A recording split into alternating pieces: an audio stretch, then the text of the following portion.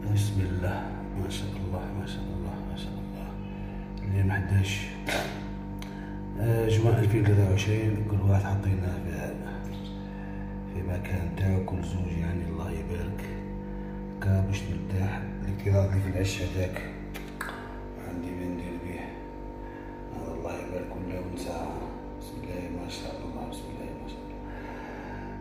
ذكا نكملو ربي ان شاء الله تحجيل حجلناهم كامل.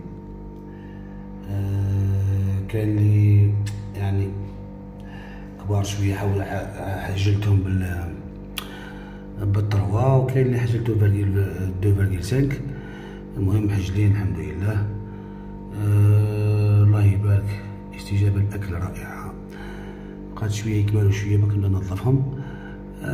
رحمة ربي الحمد لله. هذا السما كيما قعدتش باش نبدل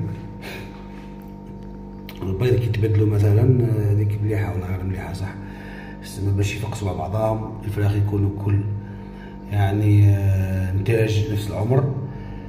الحمد لله ما قريتو يعني هاكا صغار كيما هذا وكان كبير كيما هذا، تلقى العش واحد فيه كبير كي هذا. مي كنت انا يعني كي كان الوقت الله يبارك بالطايش كنت نبدل البيض كيما كنتو تشوفوا بيض اصطناعي، وكانت النتائج تاني مليحة. ثما الفراخ الحسوم كاملة يعني تقريبا نفس العمر، يعني سويعات. الفرق بينهم وبين بعضهم هو سويعات.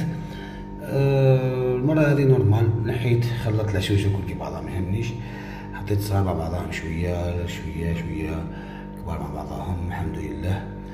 رانا نديرو لهم هكا بربي ان شاء الله طريقة مليحة.